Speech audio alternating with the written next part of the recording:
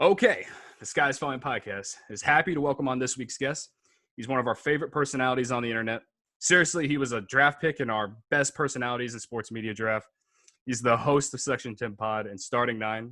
He's the most unbiased journalist on the internet. Ooh. And he's married to the game of baseball. He is the Rocket, Jared Carrabis. Welcome to the show, man.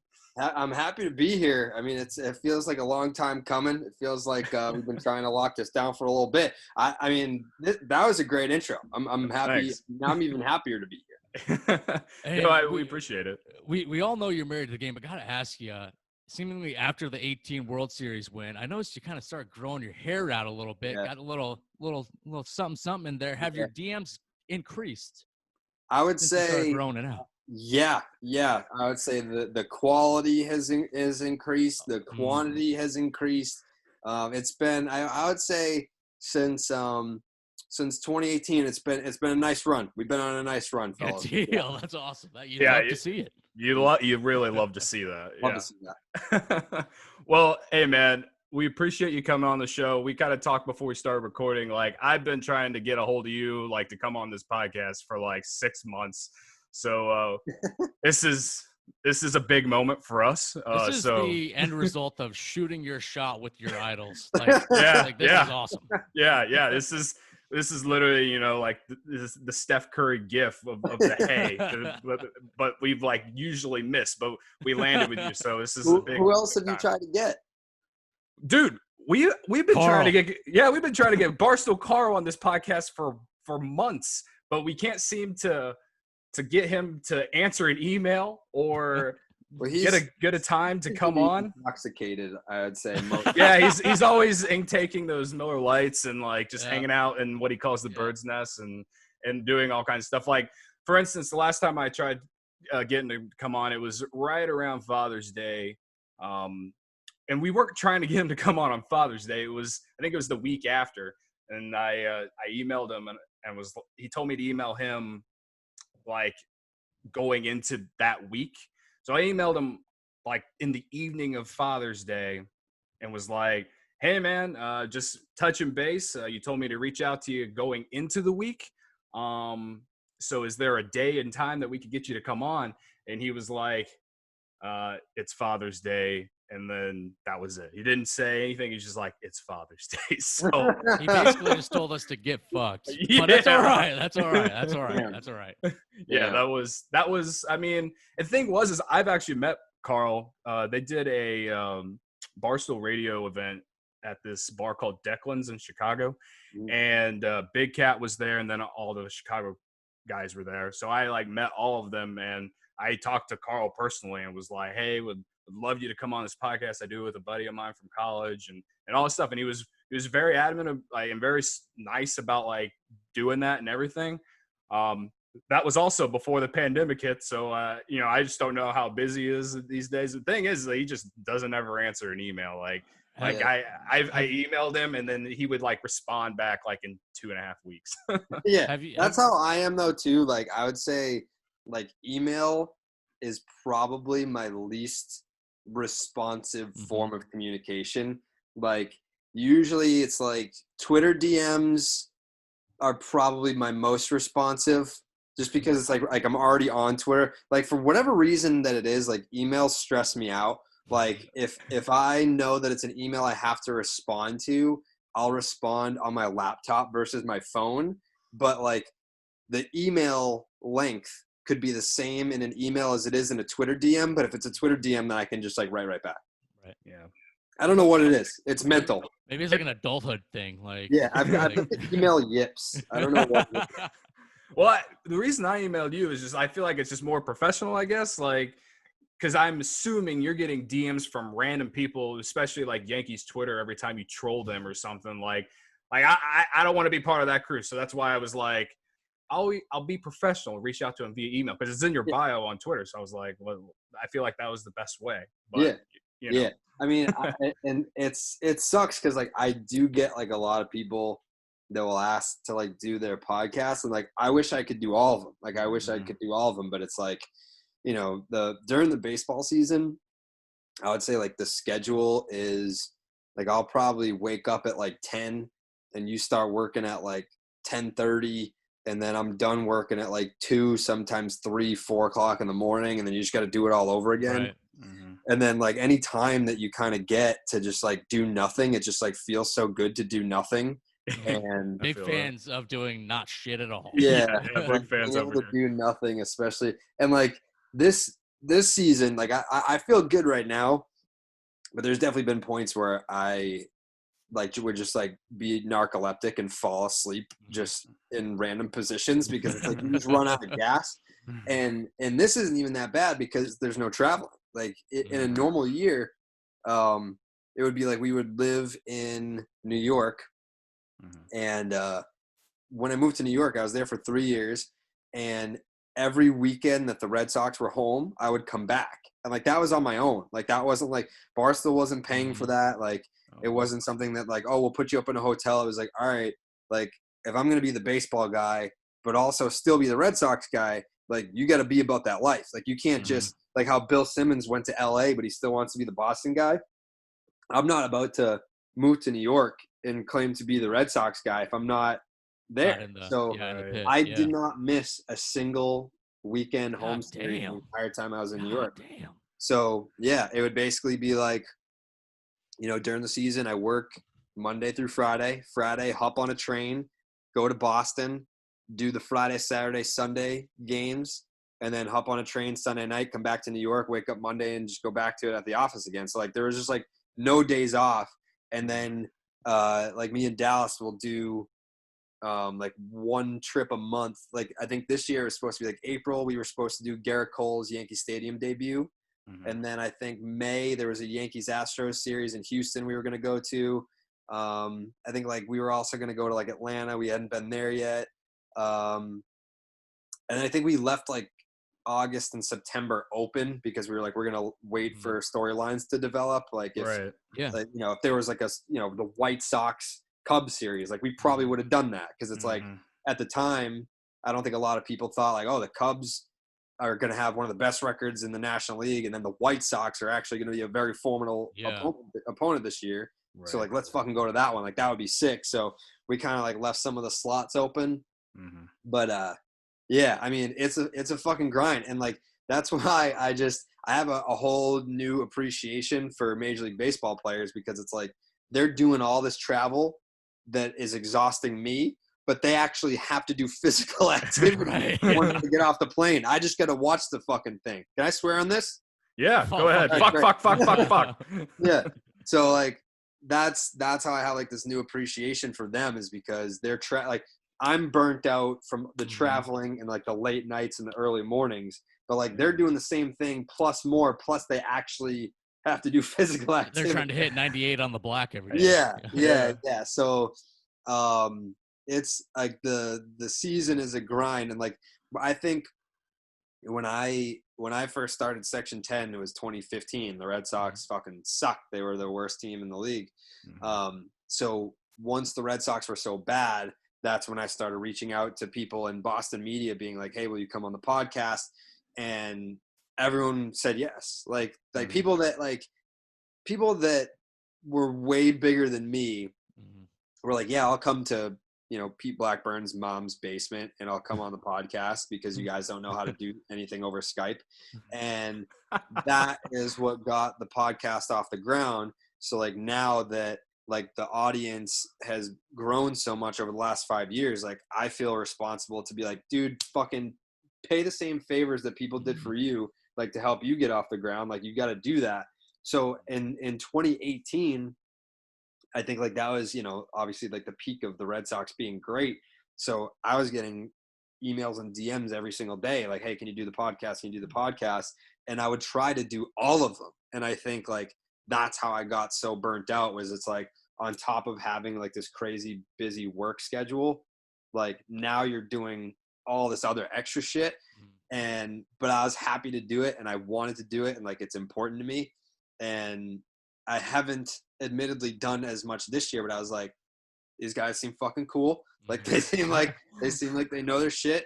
So like I'm trying to like sift through the ones that I get and try to do like 1 or 2 a week or something like that. Yeah. No, Speaking that's of awesome. getting people on the podcast, a big fan of our show is Nick Castellanos' mom. Okay. So we're just trying to navigate these waters. Do you have any advice for like what we can do to get her on the show, and maybe like convince Nick to like break his contract with Cincinnati and come back to Chicago? Please, Yeah, yes. I mean, that's been another crazy thing about this year is like I've obviously been tweeting way more about other teams than just the Red Sox, and I've noticed a lot of moms have been following me. Like I get a lot of moms of like you see like the last name and you're like, is it? And you click on it, it's like I'm so and so's mom in the bio. And it's like, oh, yeah. Like Matt Chapman's mom followed me this year, and I was like, huh, all right, she must like the Matt Chapman content. But like, yeah, I would say, I mean, it doesn't hurt to ask. Like, really, all you got to do is ask, and I think I've had a pretty good success rate of reaching out, but I think, like in season is a little bit more difficult. Like quarantine was a gift and a curse because obviously, people want the games to be back, and it's it's more entertaining to be talking about the games. But during quarantine, like these players are just sitting around on their ass, like they're doing nothing. So if you're reaching out to these guys, being like, hey, do you have some time to maybe come on the podcast? Like, I think they got the weekend that they got sent home from spring training. Me and Dallas were supposed to go to Florida like the Wednesday before the Friday that they got sent home. And one of the things that we were teasing, we were like, hey, like we got an interview lined up with the biggest guest that like we're ever going to get and for starting 9. And it obviously didn't happen because we didn't go to spring training. And then we were like, wait, like, do you think he might just do like a Zoom interview? And I asked him, and now next thing you know, we have fucking 2 hours with Bryce Harper. And that's not happening in spring training. Like that, if that dude's like, hey, yeah, sure. Like I'll sit down with you guys. And after I hit and shower, whatever, like I'll come out. He probably would have came on the RV, done like a half hour, maybe like 45 minutes, which is awesome. Like that's a lot of time. Yeah. But he was with us for 2 hours and he didn't want to stop. Like we had to stop him. We were like, dude, no, like we've taken up enough of your time. Like you've been so good to us. Like, no, like, and then we were even throwing around the idea during quarantine. Like he enjoyed the process so much that I was like, dude, what would be funny is if like next week you were just like a host of the show. Like if we weren't even interviewing you, like you just kind of like broke down this week's news stories, like on Starting 9 as like a third host. And he was like, I think I would do that. And like, it obviously didn't end up happening, but that would have been very, very, very funny. Yeah. I remember that interview, obviously here in Chicago, with the Cubs and the White Sox. I mean, the year going into his free agency, a big, like, oh my God. Cubs fans, I think we were a little, because we had landed and we wanted. Yeah, basically. Yeah. We were like hopeful. We weren't sure. We knew we were going to have to lose someone if we did, but we were hopeful just because the White Sox, like they don't sign big name contracts, but to hear him on your podcast talk about how he was deeply like all about like that South Side, like blue collar feel and everything. Yeah. It hurt my feelings a little bit. It did hurt my feelings, but also if I'm a White Sox fan and I hear that now with the team that they have, if they had Bryce Harper on that team, I would make them an immediate World Series contender. Yeah, that would have been unbelievable. Yeah, with him, Luis Robert, and Eloy in the outfield, that's insane. Yeah, and like I get it, like why he picked Philly, and all those things that he talked about were important to him. Like I didn't want any opt-outs. I wanted to be part of a passionate like sports city. I wanted somewhere that I could feel like I was home. And if that's Philly for him, then I'm happy for him. But the baseball fan in me wishes that he picked Chicago or like San Diego. Like I would love, because I think he's like 4th in the big leagues in OPS right now. And no one notices because like the Phillies aren't doing dick this year.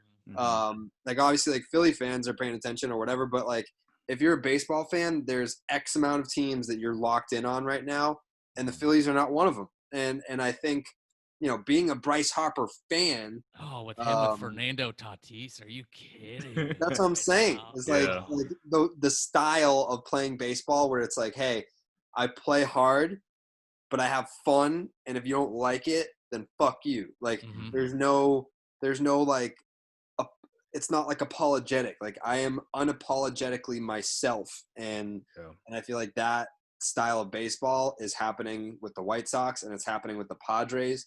And I think that their peaks have kind of lined up, but the Padres are getting more love because of Tatis and like the Grand Slam. Like that became a national story. Like the White Sox are a big story in Chicago because everyone is seeing how well they're playing. And I think maybe the no-hitter, like the Giolito no-hitter, like draws a little bit more attention on the White Sox. But the style of play of Tatis and the whole like, oh, he had to apologize for hitting a grand slam, and then the poetic justice of hitting a grand slam in the next 3 consecutive games after that, that's why everyone was kind of drawn to the Padres, and they have like, you know, a catchy, like the Slam Diego catchphrase, like that's a thing. But the White Sox have been just as good, just as exciting, and you look around the diamond and like they have dudes that should be highlight machines every single night. And you know, in all honesty, Michael Kopech should be a part of that. Like they even have dudes that aren't even there that you know, like Pitching Ninja every 5th day should be throwing up highlights of fucking Michael Kopech blowing 102, but he's not even there. So I think that the best thing for baseball would be a White Sox Padres World Series. That would be fucking amazing. I won't lie. Anytime I see you tweet out a White Sox highlight, it's like seeing someone you have a crush on, like a girl you have a crush on, talk to another guy. Yeah. And that's kind of how I feel every time. I'm like, he should be tweeting about Javi Baez right now. Yeah. and like, I think it's very funny because I think I've definitely been tweeting about the White Sox more this year than the Cubs, but I tweet about the Cubs a lot too. And like Cubs fans will be like, dude, why don't you tweet about the Cubs? And I'm like, White Sox fans like, come on, like, stop tweeting about the Cubs. You got to tweet about the White Sox. But like, I mean, I would say, I don't know that the Cubs are like big Barstool guys. So, that's why like I'm friends with Lucas Giolito. Right. So I'm privy to the White Sox for having like a personal relationship versus like I've had Rizzo on starting 9, but it was just like. I think it was like a Body Armor ad deal where he was just like doing spots for Body Armor. Like, man, like let's get down with this. So, like, I know Ian Happ. Like, I've texted with him a little bit. He came on this past spring. Rossi from his time in Boston. I know him like a little bit, and we saw him at the winter meetings and got to catch up with him a little bit. But outside of that, I don't even think I've like met anyone from the Cubs. I haven't even met Rizzo. Like that was a phoner. So I guess the Cubs are one of those teams, like one of the last teams that I don't feel like I'm in. Like there's so many teams right now, like because of the Spikes Up tour, when it's like we're going camp to camp to camp. Like the Rockies, like they invited us to like eat with them. They had like at their spring training facility, they had this chef that was making steaks. And the chef bought one of those like steak branders, and it had the Barstool logo on it. I remember seeing that video or something. Yeah. Like they made Barstool steaks, and like me and Dallas are sitting down eating steaks with like Charlie Blackmon and Nolan Arenado and like Trevor Story, and it's like, what the fuck is going on? But like there are teams that we've had experiences like that with, and then there's other teams that we haven't really broken in with. But I think even Carl has had trouble getting in with the Cubs, and he's like the Cubs guy, right? Yeah. So like, I think that a lot of an aesthetics thing though with Carl. He's he's kind of psycho, yeah. I mean, I don't really know what it is, but I understand what you're saying with that entire situation. I remember on a podcast that Carl did, it was probably Redline Radio. He talked about how out in spring training, even obviously not this year, but I think it was the year before, he was supposed to throw out the first pitch at Sloan Park, which is the Cubs spring training facility, and they didn't let them use like Barstool Carl as the announcement. They had like just said like his actual name, which is Michael Carl Sturck. I think that's what his name is. And I think it just had to do with the fact that he's from Barstool, and I mean, it's talked about a lot on the internet, man. And it's haters there. I honestly, and it pains imagine me. The clapping there. That had to have been like 1 or 2 claps. If they just said Michael Carl Sturck, it would have been like, yeah. Yeah. So the insurance agent, way to go, guys. I mean, like, there's definitely so the Red Sox every Christmas they do this thing called the Gift of Socks, which is basically they like people like tweet the Red Sox Twitter account and ask for like something, and then they grant the wish or whatever. So like people will be like, hey, can I get a Benintendi jersey? Can I get a signed Xander baseball? And then they'll actually like give all those things out. So they unprompted, like I don't think I tweeted them first. They tweeted out a picture of me on the duck boat. The picture that's my cover photo right now, just like slamming the beer. That was like a Red Sox team photographer that took that picture, obviously because it was on the boat. And they were like, what do you get for the guy who has everything? Like, like Merry Christmas or whatever. Like, so like they didn't say that they were getting me anything. They just acknowledged, like they basically just like wish me Merry Christmas. Yeah. That's it. So there was like this girl that works for like Cut 4, and she was like, can we actually not, like with the Barstool and the blah, blah, blah. So like they got all pissed that like the Red Sox official Twitter account acknowledged me. And then I ended up murdering her because I was like, wait a second. I was like, why does that name look familiar? And then I clicked on our DMs, and she had been asking to like work for Barstool like a few months before that. Of course she was. I was like, are you the same person that was asking to work for Barstool?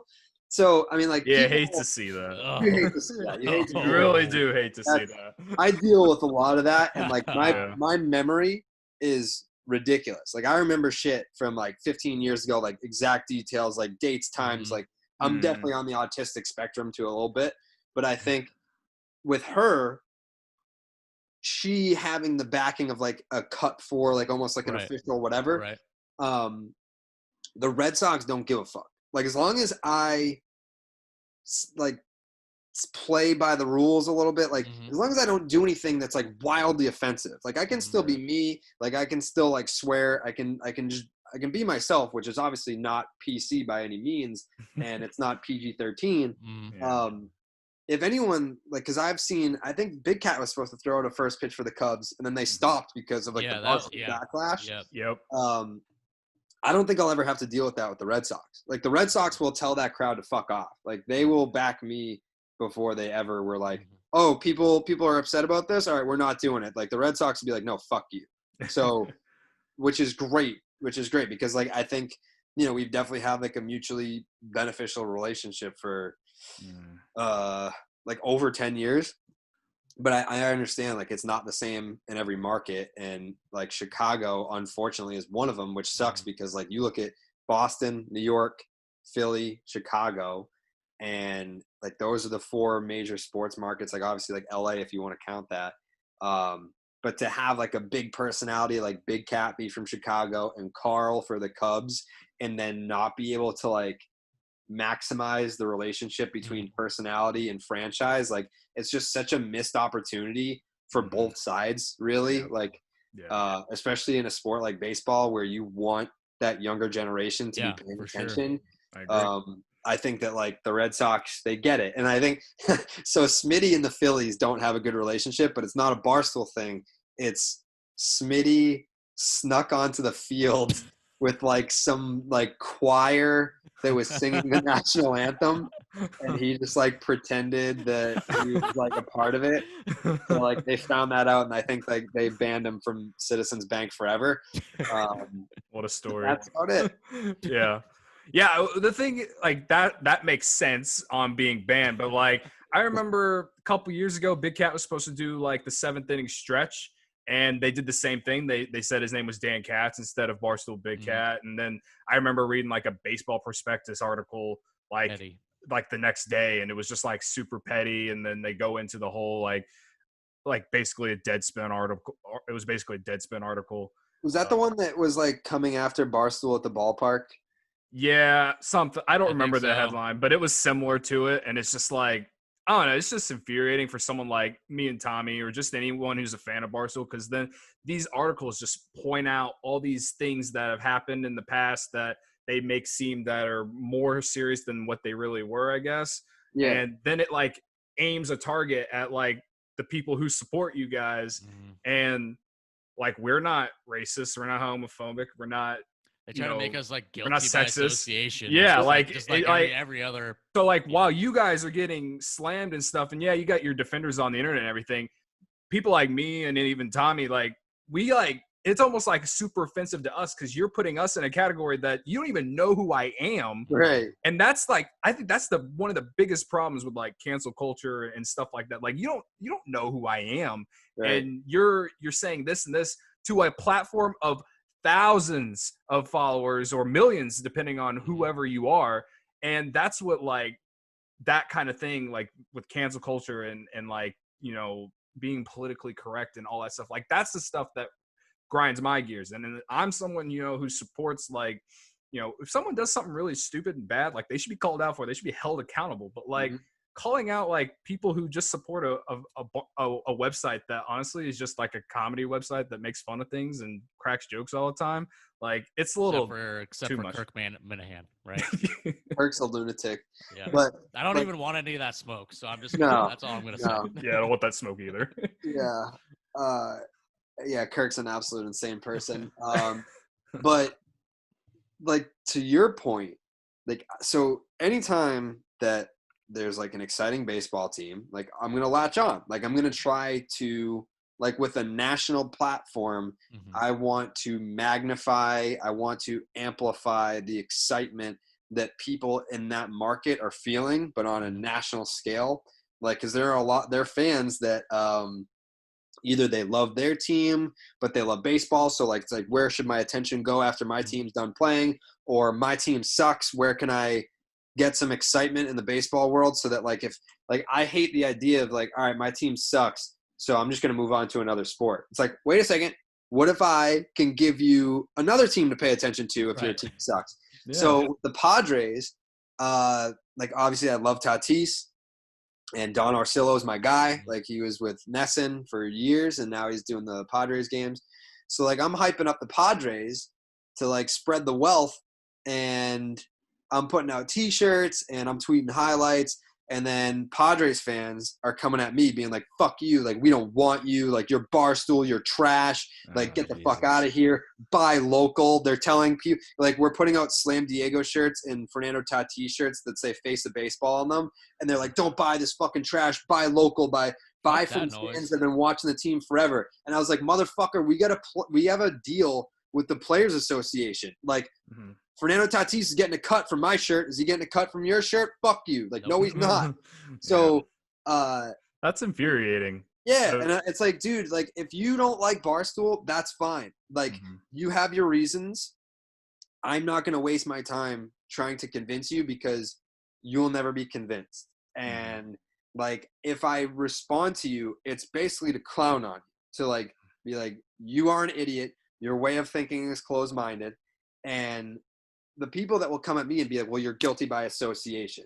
Like, you work for that company. And I was like, if you want to come at me, do it for things that I've said or I've done. And if you can give me any example whatsoever of something that like I've done that fits into your category of what you're offended by with the whole Barstool thing in general, be my guest, but you're probably not going to find it. Like, I just talk about baseball. Like I don't get into politics. I don't do any of that shit. And I was like, and if you do want to get political, then how about this for a comparison?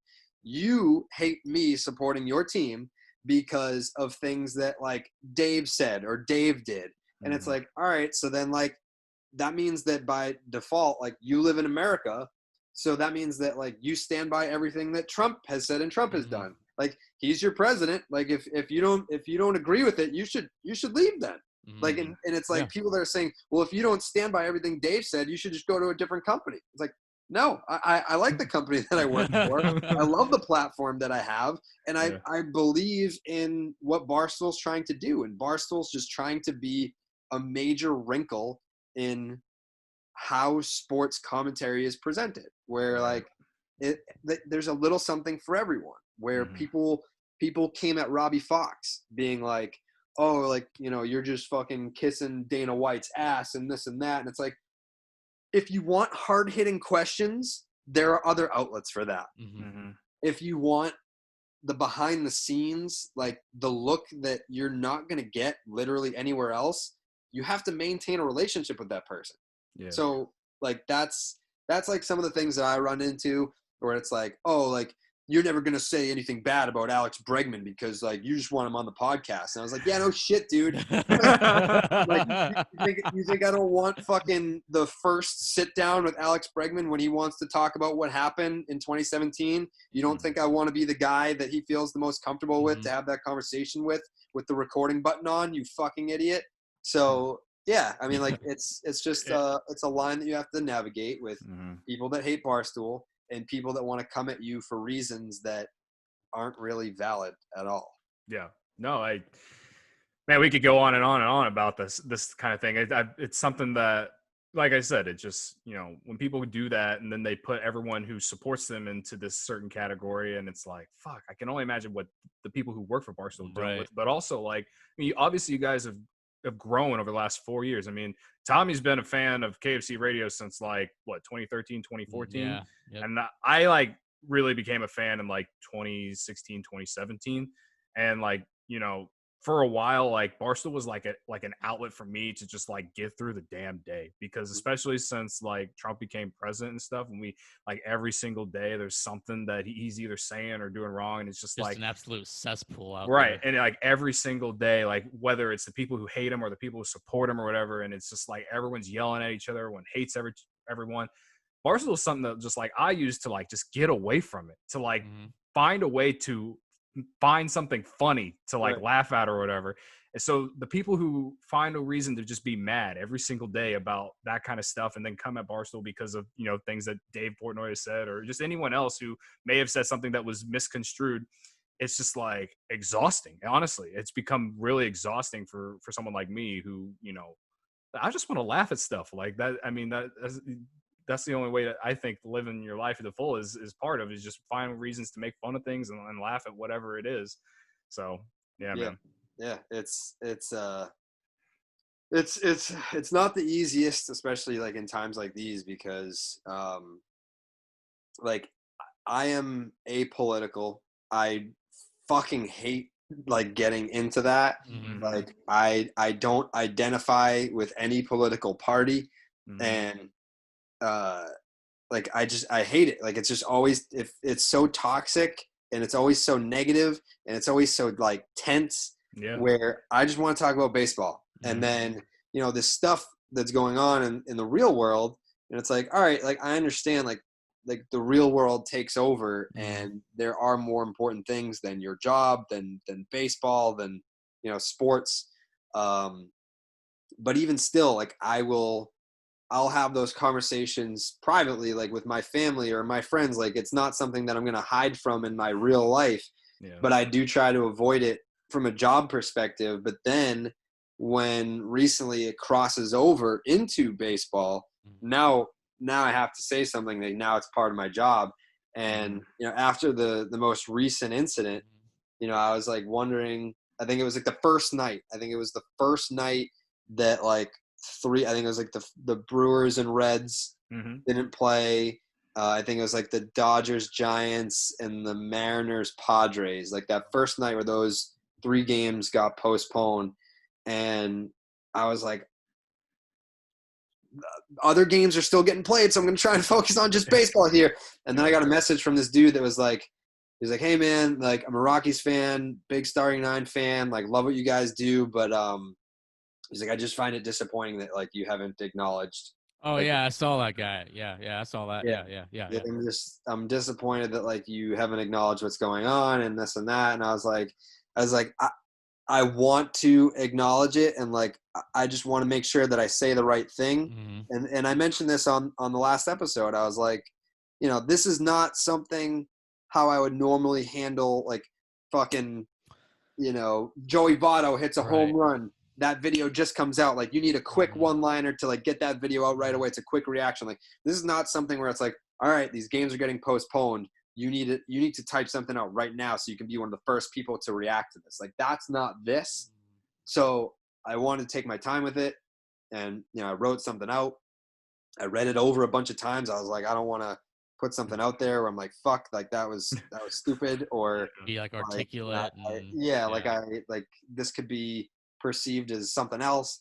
So yeah, I mean, like the only thing that like I wish I did differently when I put it out there was bold the second sentence, because I had all these people coming at me like, oh, you support a child rapist and you support this and this. The second sentence says, this is not about one incident that happened recently. Like, this is about something that just continues to happen over and over and over again. Like, I wish I went back and bolded that second sentence, because so many people were like throwing the book at me about the dude that it just happened to. And like, this is not about one incident that happened recently. Like, why can't you see that these people are fed up with it happening continuously? Right. So, yeah, I mean, like, it is what it is. And I don't think many people from Barstool spoke out about it the way that I did. But Dallas and I kind of like made a promise to our listeners, like, hey, you know, with the George Floyd thing, it was like, we're not doing this for clout, and we're not doing this to save face. We're not doing this for PR. We're doing this because we believe what we're doing is right, and we believe in continuing the conversation and not just like lip service where it's like, hey, you know, yeah, we're another show that's talking about George Floyd. It's like, no, like we're gonna continue the conversation because it's important to both of us. But as far as like, you know, bringing politics into the job, it's a fucking tough spot, because no doubt, you work so hard to build this audience of diehard baseball fans, and then something in the real world happens and you just start lopping off people that are like, all right, fuck these guys because they feel a certain way about something that I feel. Especially being under a microscope every day, you know. It's like a lose-lose situation no matter what for someone like you. But I mean, like, we're happy to do it. Like, we're happy to make the points that need to be made, and you know, and to obviously like let the Black community know that like, hey, we fucking have your back, and we don't care if we lose listeners, because we want equality and we want people to be treated fairly, and we want people to just have a chance at a normal life. Like, if that's not something that you agree with, then fuck you, stop listening to the podcast. We don't want you as a fan anyway. Right. Yeah.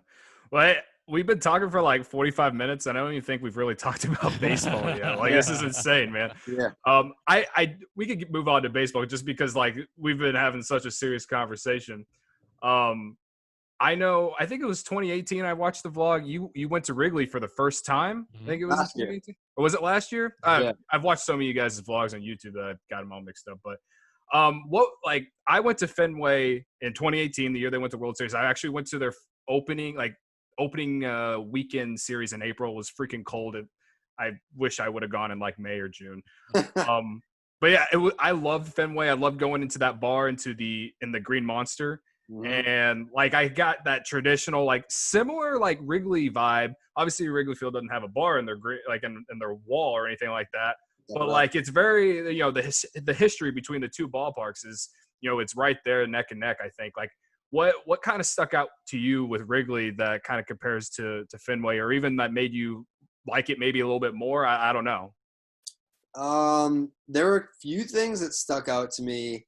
So it was Cinco de Mayo 2019. Hell yeah. We great time to go, man. Yeah, we picked that because I think it was the only time that the White Sox and Cubs were home at the same time all year. So we went there, and it was the first time I'd ever been to Chicago as a city. And then we went to Wrigley, and it was Cubs Cardinals, and so like that's a rivalry going on, and I think it just felt like a bigger Fenway. Yeah. Like it was more spacious, but it still had that old school feel to it. I noticed that, like, you know, if you go to Fenway in the summer, you'll see a lot of like Red Sox jerseys and t-shirts and everything, but there are a lot of folks that are dressed like ready to just go out after the game. Like they're there for the game, for the day game, and then like they're ready to hit the bars after, so they're dressed for that purpose. At Wrigley, if you didn't have like a Cubs jersey or a t-shirt on, like you were an asshole. Like everyone like everyone had a Cubs jersey or t-shirt on. The right field scoreboard, like there was nowhere that like had the fucking score. Like on the right field video board, the mound visits were displayed more prominently than the actual score of the game. So like we gotta figure that out. Because it was a new stat, Jared. That we were just proud of having a new stat on the board. Yeah, I mean, it was insane. I was like looking around and I was like, "What?" You gotta look at the actual board out in dead center. That's where you gotta look. Yeah, I was like, "What are we doing here? Like, we got these big ass video boards and no one knows what inning it is." There's that, and then the Cubs won. So obviously, I think it was a day game going into the White Sox Red Sox game at the G spot, but I was like, I don't want to leave until the end of the Cubs game because I want to see like the W flags like that. Right. I've never seen that before. Yeah. So Cubs win, and like there were just like W flags everywhere. Like that was really cool. Like, you know, it's unique in the sense that you don't see that at any other ballpark. Obviously not like the W flag, but like something where it's like a tradition. Fan has to make a premeditated decision to bring the flag with them in case the Cubs win.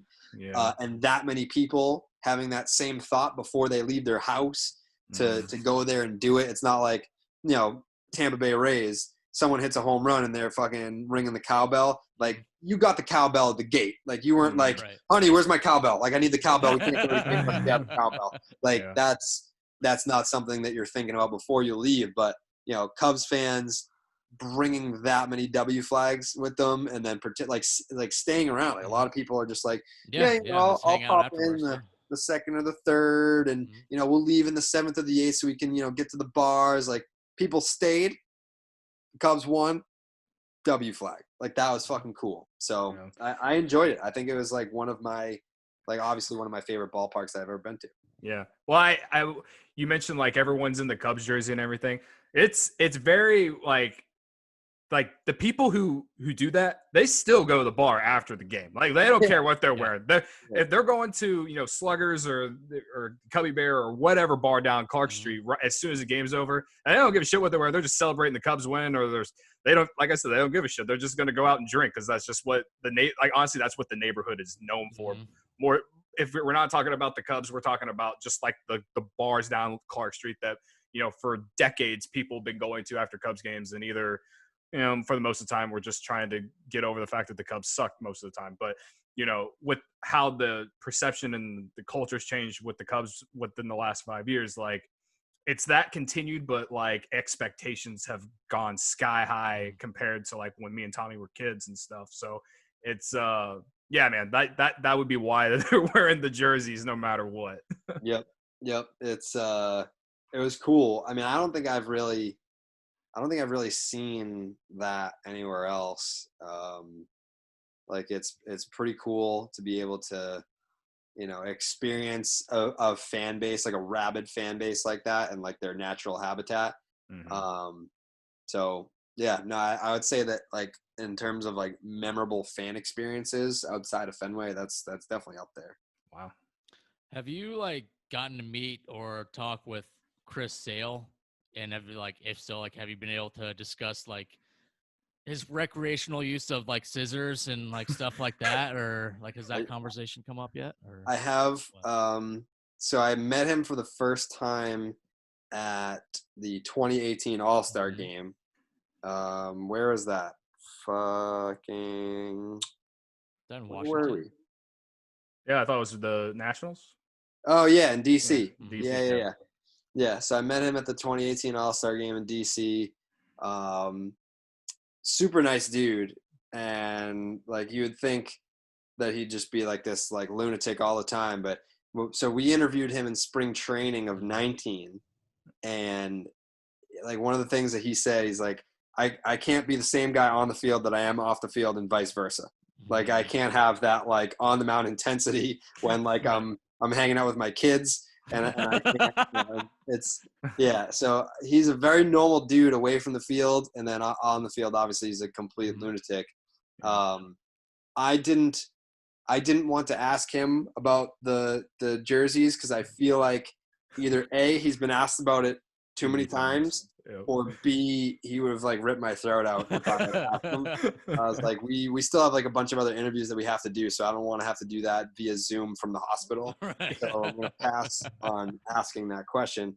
There was actually one point where like it was me and Cody who were interviewing him, and like Cody jokingly called the Red Sox players like a bunch of assholes, and Chris Sale like stopped dead in his tracks, and he was like, first of all, they're not assholes, like those are my teammates. And I was like, oh god, like, he's gonna fucking murder Cody. I'm just gonna be sitting here witness to a murder. But yeah, he's very intense, obviously, like when he's on the mound, but he was super chill, and he's got a good sense of humor, like when we were talking to him. So how do you feel now about the Sale trade? I mean, Moncada, this first year and a half or so, it was kind of meh, and you probably, as a Red Sox fan, were probably feeling okay, not too shabby, especially after you win the World Series. But he's kind of turned into a star in the making. Kopech's like the only one, like if he could stay healthy, you know, everyone still thinks, especially White Sox fans here, I have to hear it all the time about how he's the up and coming guy. Like how do you feel about that trade now? Because I feel like, to me, it's even. You guys won the World Series with Chris Sale. He was your ace. He got the last out. A couple games. But now you have to watch Moncada and Kopech possibly, you know, lead the White Sox to what Sox fans think, you know, multiple World Series here in the next decade. Yeah, I'm more than okay with that trade. Like, you got to give something to get something. Like, you don't have to fleece a team to win a trade. Like, you can both win. And I think, like, you know, the Red Sox, they won. I think Chris Sale struck out over 300 batters in 2017. And then, you know, he's a big part of the 2018 World Series title. And I think, like, you know, a lot of Red Sox fans probably don't feel great about the extension that he signed. But right. I think that's entirely different from evaluating the trade.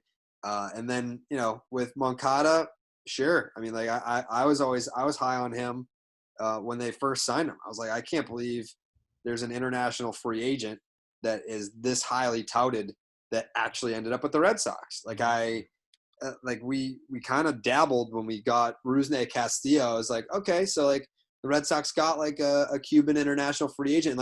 And by then it was like Jose Abreu, and then it was like Yasiel Puig, and all these dudes were like every single, and then Yoenis Cespedes, all the Cuban, like the big name Cuban international free agents all just like came up and immediately became stars. And I was like, fuck yeah, Rusney Castillo, like we got the next one. And he stinks. Like, he's not good at baseball. We got a dud prospect out of Rusney Castillo. And then Yoan Moncada was like the guy where it was like, all right, now you got the guy. And I was like, fuck, because every big name prospect gets compared to Mike Trout. Like, no one's actually going to end up being Mike Trout, but he was being compared to Mike Trout. And I was like, that's fucking cool. And I remember, I think the only time that I've ever bought like the MLB TV version of like the minors was to watch Yoan Moncada. Like, I watched him in the minors, and I was like screen grabbing his at bats when he would fucking mash home runs. And it was like the only Moncada content on the internet, because who else is watching fucking, you know, MILB TV or whatever the fuck it was. Right. But the thing about Kopech is, like, I don't think he has it up here.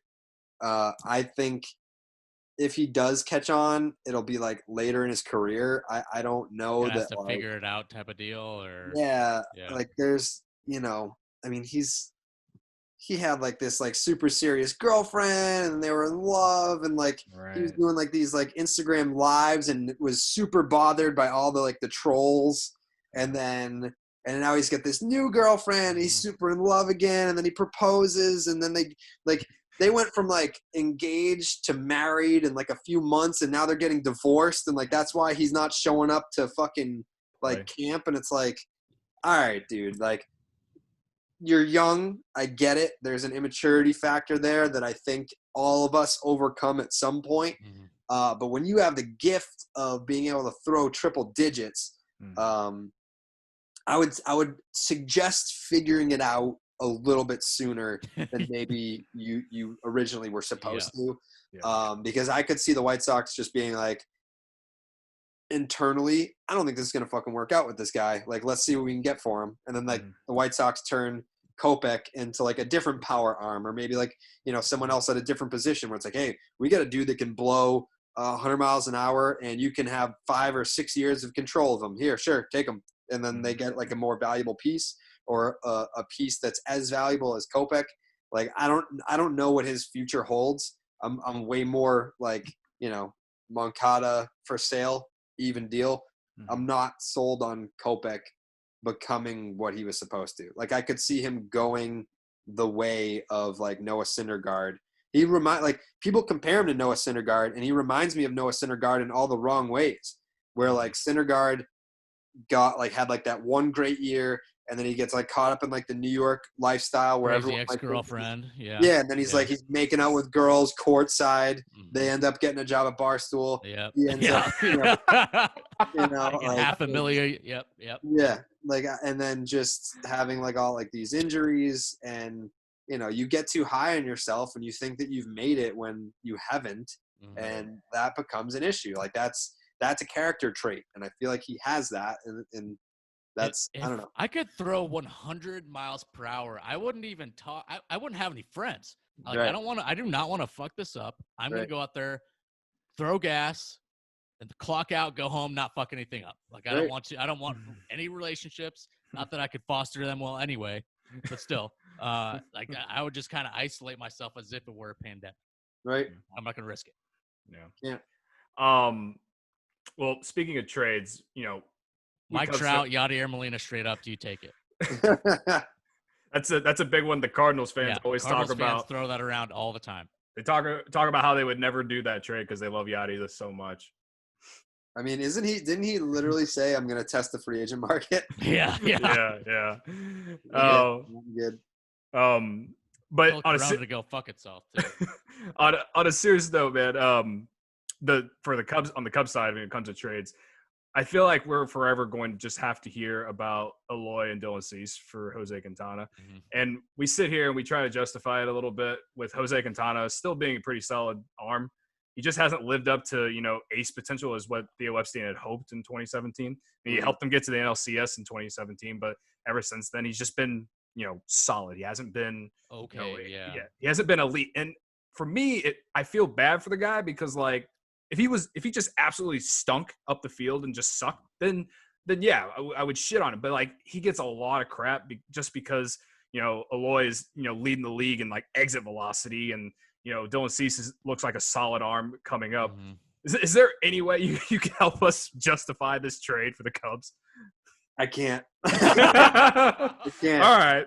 I mean, like, so like Quintana, at least at the time of the trade, like, just the model of consistency, where it's like, all right, you can pencil this guy in for 200 innings every year, and it's like, how many guys can you say that about, where you're gonna get 200 innings and like a sub-4 ERA? Like, that's a solid pitcher, where you know, it may not be like a, you know, a 2.5 with, you know, 200 innings and 275 strikeouts. Like, that would be like an 8.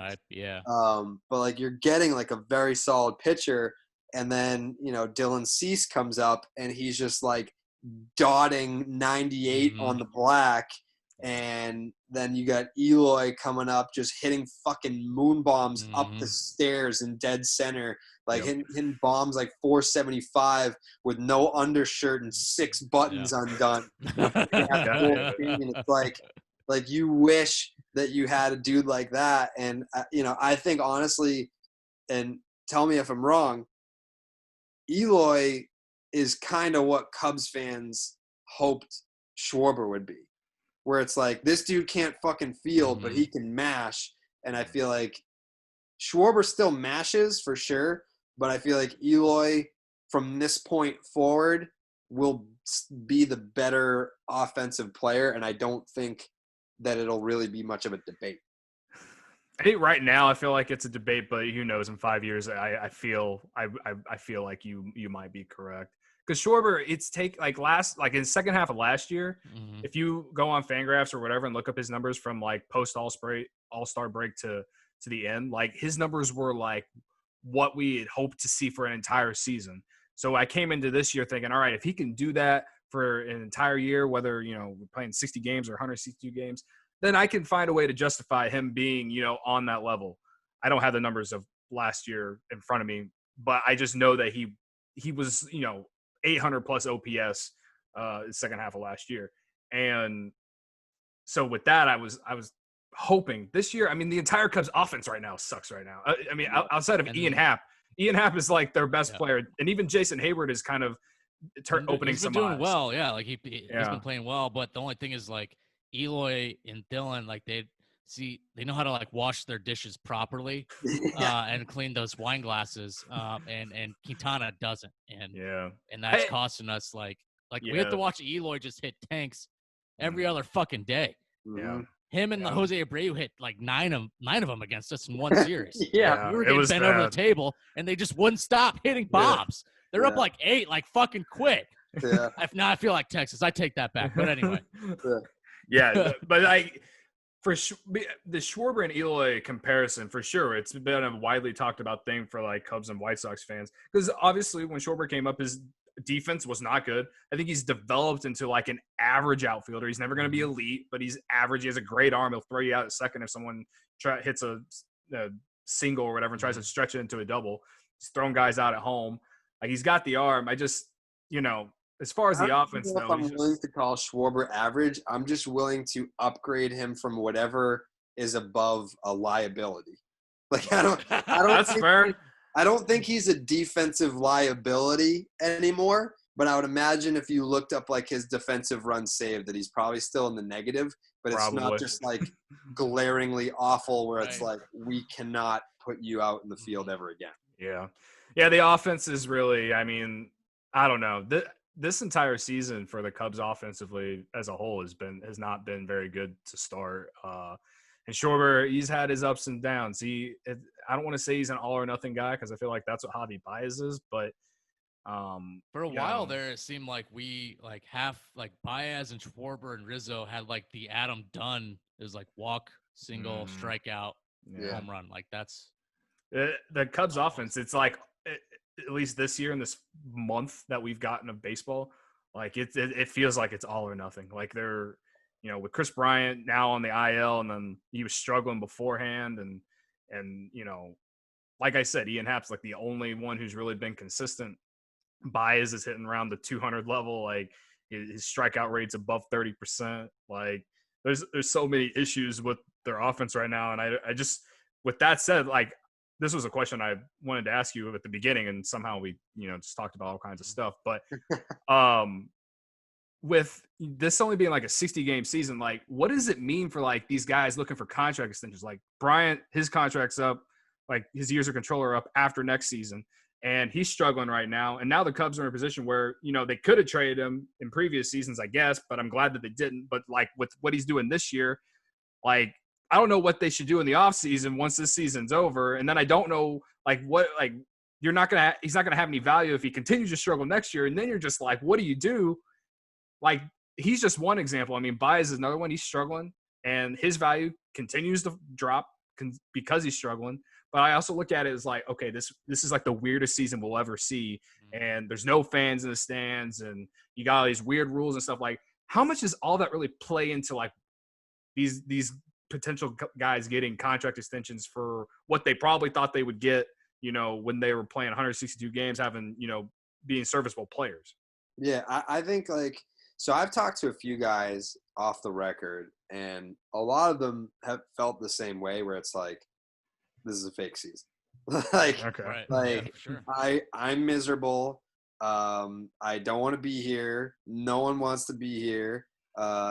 People aren't trying. Like shit. Like, we're watching these games, and it's like, all right, yeah. Like, on the surface, it looks like regular ass baseball competition or whatever. But there are teams where it's just like, yeah, dude, like, we're just going out there, we're going through the motions, like, we're just trying to get through every day. And like, if I had made my money, probably wouldn't be here right now. Like, it's like, there's guys that are that feel that way. So I'm pretty sure like executives are well aware of what's going on and like how heavily can you really weigh a guy like Javi Baez. Like, you know, is this who Javi Baez is right now? It's like, no, of course not. Like if you and Baez isn't one of these guys that's a free agent at the end of the year, but hypothetically, if he was, I think what agents would probably try to do, or even like executives would try to do, is like you would just take 2019 and like combine it with 2020 and be like, this is like the sample instead of this. Yeah. So I don't know. I mean, I don't. If we're talking like potential free agents and like how you would evaluate them based on what they did this year, I think I would be more inclined to evaluate a pitcher more so than a position player. Like a guy like Trevor Bauer, where after he got traded to the Reds last year, fucking stunk. Like he was awful. And now he comes in this year and, you know, like the spin rate's up. Got to question that a little bit though, because he was talking that shit last year about spin There rate. He sure was. But the spin rate's up and the results are improving.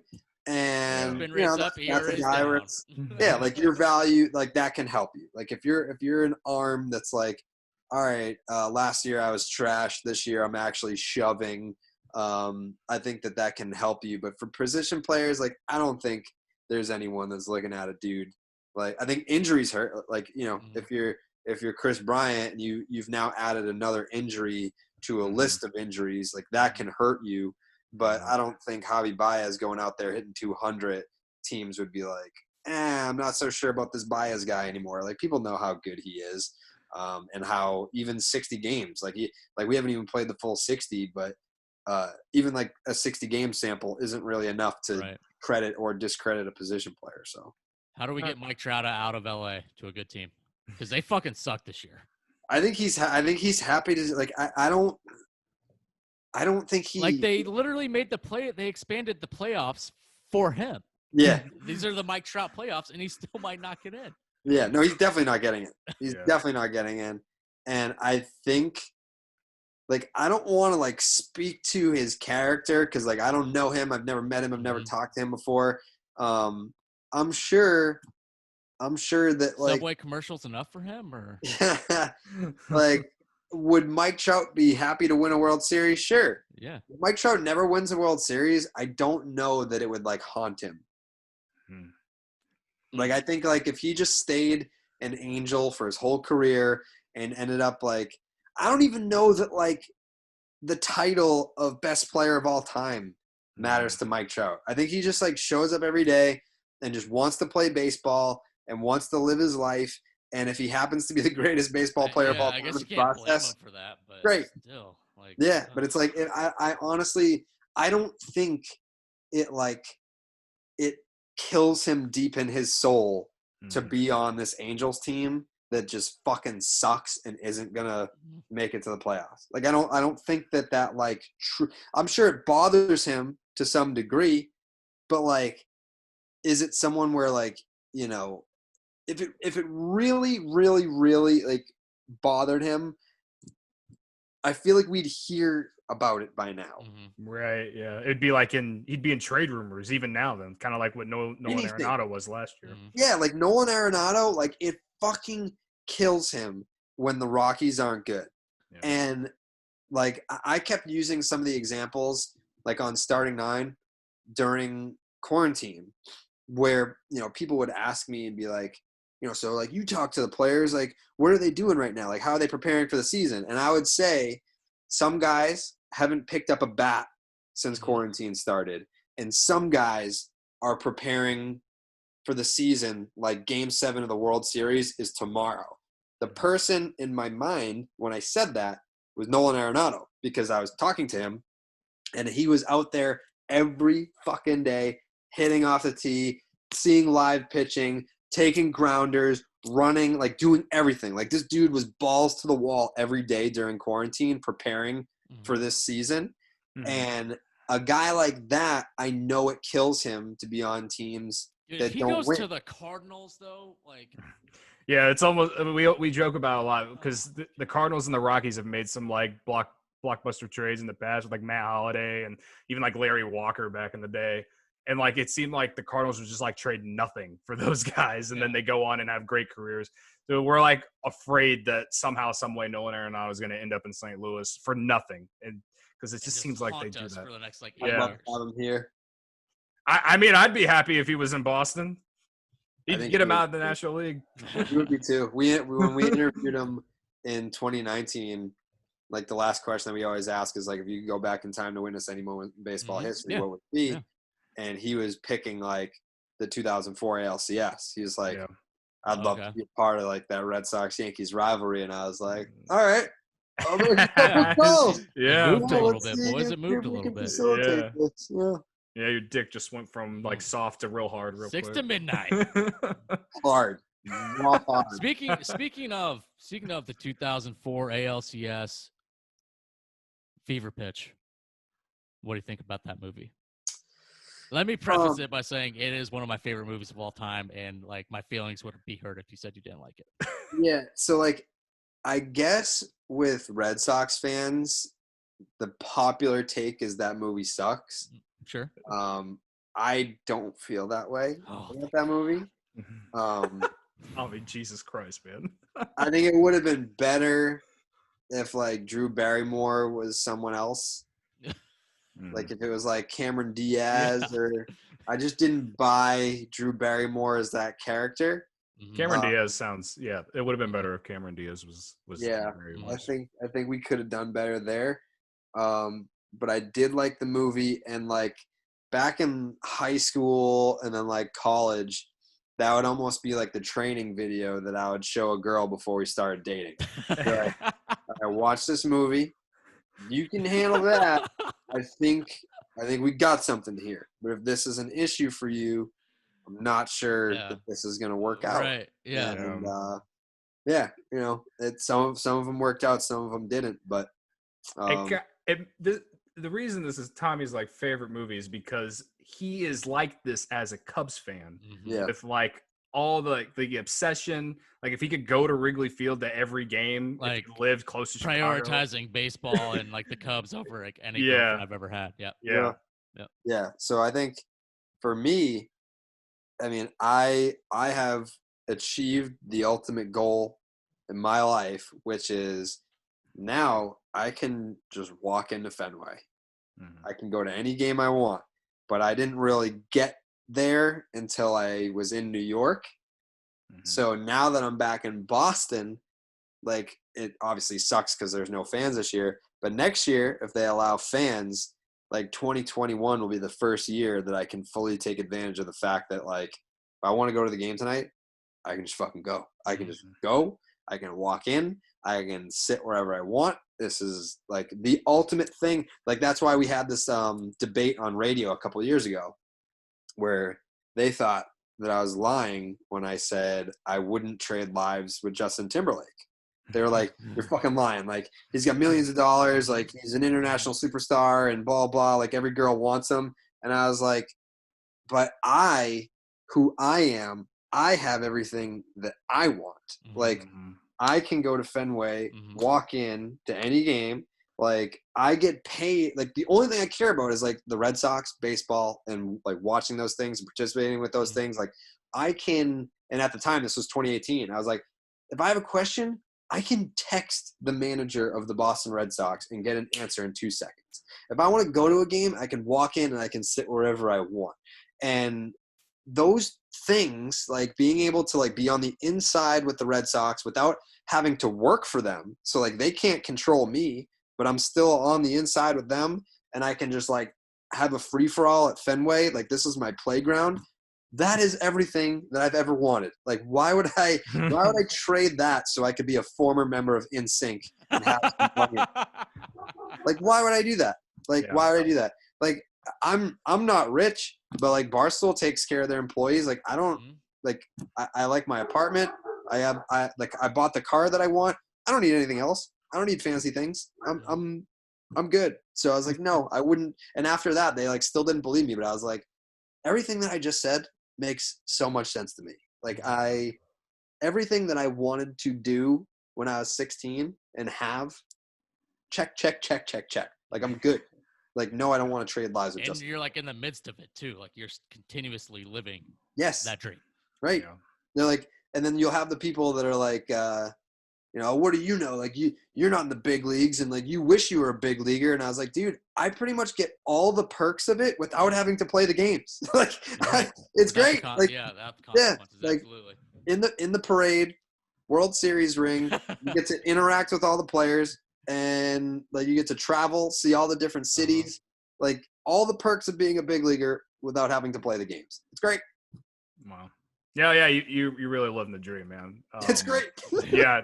You kind of convinced me. He's like, yeah, I'd rather be Jared Carrabis than Justin Timberlake. Justin Timberlake. I'd rather be you than Justin Timberlake. Yeah. I'm a huge JT fan. Yeah, he's great. Yeah, I'm So, a huge Justin Timberlake fan as well. I think out of all the people I think maybe I would trade lives with, I would say like maybe The Rock is on that list. oh yeah. But like, You just want to be that huge. The Rock either. Like, it feels like a real hassle to be The Rock. Oh yeah. Like, you get recognized everywhere you go. You have to work out for like 5 hours every day. I think he wakes up at like 4:00 in the morning and goes to bed at midnight, like every day. Like, that sounds terrible. Mm-hmm. Yeah. He gets up real early. Does that 5-hour workout like it's starting at like 6 a.m. Something like that. You would assume. Yeah. No, that just sounds terrible. I might do that cumulatively in a year. Like, that amount. Yeah, I don't know that I would switch lives with Justin Timberlake or The Rock. I think I'm happy being me right now. That's good, man. Pitch training video. Fuck, I'm gonna write that down. As the precursor to The precursor. Yeah. We're still waiting for that Cubs World Series movie that they keep talking about. What was it? The rumor was Bill Murray was going to be like Joe Madden. He was going to be the manager in the movie. We're still waiting for it. I don't know. It kind of died out, but I need it because 2016 was one of the greatest years of my life. We still rewatch that on YouTube like every couple months. Yeah. I would say that Game 7 is probably one of my favorite rewatchable games. Like, in this past off season, that's kind of what I do. I think like 2 off seasons ago, I rewatched Breaking Bad for the 7th time. And then this past off season, it felt too soon. I was like, too much. Like, I'm not that far removed from the last time I watched Breaking Bad, so I don't want to watch it again. So like every night I would just like go on YouTube and they have full length baseball games. Yeah. Mm-hmm. And it's like, I know to an extent, I know what happened, but like, I don't remember like exact at bats or whatever. So I would just put on like classic baseball games, like from not like fucking 1988 World Series. Like, I'm not watching that shit. Like, it still has to be like good quality. But yeah, I rewatched like the 2016 World Series like quite a bit. Like, I forgot that Trevor Bauer pitched in that game. Like, I went back and I was like, dude, you pitched in fucking Game 7 of the World Series. Like, how cool is that? Like, I totally forgot that you were even Cody there. to go fuck himself. Yeah. Oh yeah, he like one time. He gets a lot of slander for the drone thing from that season, and I think it was like 2 years ago. I quote tweeted one of his tweets with like a drone joke just because that's just what people on Twitter are doing, and he responded to everyone. He literally put a tweet out there just to get people to reply. It was that easy, and he responded to every single person with him like holding a drone with like his middle finger up or something or whatever. It was one of the greatest replies I've ever gotten. It was really funny, to be honest with you. He's kind of like, I don't know. I mean, I don't want to say he's what I would be if I were in the big leagues because he's a little bit crazier than I am. But the fact that he pays attention to and interacts and cares enough to like create the content that he does. Like, I'm sure there are a lot of guys that are like, dude, I'm busy enough to where like being able to be as good as it requires you to be on a major league roster, like that's hard enough without having to operate a fucking like your own social media accounts and a YouTube channel and like multiple shows on that YouTube channel. But he cares. Like, he cares about marketing the game. Like, he cares about like younger fans being interested in baseball. He cares about like his own personal brand where like he's doing all this like wild shit on the mound for the purpose of going viral. I mean, it's not like it's not organic. It's all predetermined. Like he wants to go viral, and he does because he thinks of unique things. And there's been times where we've been on like FaceTime at 4:00 in the morning, and I'm suggesting things for him to do. Like here's wow. Oh, you want to switch it up? You should do this. Like we have very similar brains, which is why I think I'm sure there are plenty of baseball fans that are like, well, Trevor Bauer, it's too much, and it's not, you're not respecting the game. And it's like, well, fuck that. Like it's not about respecting the game. It's about like being interesting and being entertaining, and he is. So like let's keep that rolling so that more people are talking about it. Would you say, because of what you just said, would you say Bauer's like your favorite player in the league right now, or as far as pitchers? As far as pitchers go, right now, I mean, like Lucas Giolito and Tyler Glasnow, those are my two guys. I don't miss a Bauer start either, and like I do enjoy watching Bauer pitch. It's fun to see what he's gonna do, and obviously he's great at what he does just from like a pitching perspective. But like in terms of like, all right, this week you can only watch one pitcher. Like, who you picking? And I would say, like, I would probably pick. I don't know, Glasnow. I don't know. It would be very close between Glasnow and Giolito. But like, obviously, the correct answer is Jacob deGrom. Like that's the guy you should be sitting down to watch if you only have the choice of watching one pitcher. But like, I just get an extra kick out of watching my guys. Like I don't know deGrom at all. Never met him. Never talked to him. But like, there's something to like the fan experience that like the coolest part about my job is I'm still a fan. Like people are like, yeah, like if you work that job long enough, eventually it becomes a job. Fuck no. Like not if you do it the way that I do it, whereas like I don't care if you know that I'm a fan. Like there are people that are like, well, I was taught in journalism school to report this story, not become. Don't have to be like a closeted fan. Yeah. Yeah, I don't care. Like I don't care if you know that I'm a Red Sox fan. It clearly doesn't stop me from like rooting for other teams and other players. If you have your guys and it's genuine, which it is for me, like the coolest part about my job is like Giolito can go out there and throw a no-hitter, and I can like text him right after, talk to him about it. Like Glasnow, his last start, like I think he punched out like 13 dudes. Like I can talk to him right after and be like, dude, that was fucking awesome. and like talk about it after. Like stuff like that is, I mean, like you can't just like give that to like everybody, but like knowing that like you can share that with people, and it's like, oh, like these guys, it's not like we're in a different era now where like the stars in this game are not these unattainable, unapproachable superstars that when they walk into a room, everyone goes, like Derek Jeter and David Ortiz. Like we've moved past the fact, like, or the time period when like there's these transcendent stars in baseball. They're all just like normal dudes, like very approachable. Like a level of like camaraderie between you and them. Yeah, like they're just regular ass dudes that you can talk to, which I think is awesome. Like I think that, I think it makes them relatable. Like you'd almost want them to be like the stars of like Derek Jeter, where like they host Saturday Night Live and everything like that. But like, I would say like Aaron Judge is probably the closest thing that the game has right now in terms of like a unapproachable star. But like, even he's losing that to an extent because he doesn't fucking play baseball. Yep. Unapproachable because they don't want to hurt him. Yeah. Well, hey, before we wrap it up, I saw your tweet. I want to say it was like a week and a half ago. It was about the bobbleheads. I got a bobblehead that has both Anthony Rizzo, but Kyle Schwarber is on it as well. So as soon as like you can somehow get Kyle Schwarber on starting nine, I got a big one. I don't know if you can see it over here. I'll I turn can see 4 it. euro. With It's the on W- it's that one. Yeah, with the W flag. It has Yep. Rizzo and Schwarber on it. I'll gladly, if whatever you want to do with it, it's here for you, man. I think that's one of the coolest things that we've been doing this year is like, I was like, hey, I want to start collecting bobbleheads of every guest that we've ever had on Starting 9 or Section 10. And a bunch of people that listen to the show were like, hey, I got this guy. I just put the list out. I was like, here's the list.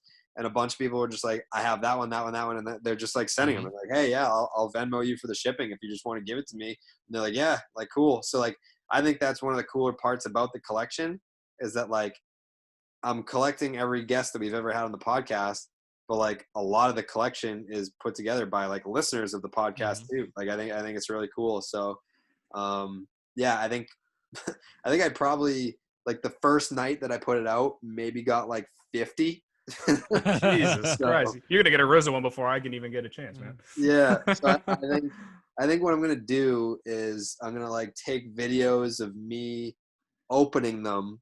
Okay. And then I'll shout out like whoever sent it to me, be like, hey, like, thanks to whoever for this bobblehead. And then like we'll include like parts of the interview in the What video. if someone like sent you a dildo or something? like what would you do? I mean, if it's like, is it an Anthony Rizzo dildo? Then we'll put it in the case. Jesus Christ. All right. I mean, that's just the trap of the live stream, though. Like, there's always that chance that. Always that chance. Yeah. There's always that chance. It's still good content, though. At least you can get a laugh out of it. Yeah, it is what it is. If that's what they want to send, then I'll put it in the case. There you go, man. Well, hey, Jared, it's been about an hour and a half. We really appreciate you for coming on the show. We really do, man. Absolutely. We are, like we said, we are huge fans of not only you, but Barstool. And just, like I said, anything that can give us a fucking laugh these days. Like, we know you guys are hardworking over there. And like I said, we really appreciate you coming on, man. Of course, man. This was a lot of fun. We'll have to do it again sometime. Maybe if the Cubs make it to the World Series, we'll have to do this again. Okay. Hell yeah, Absolutely. man. Hell yeah. Absolutely. We appreciate it. All right.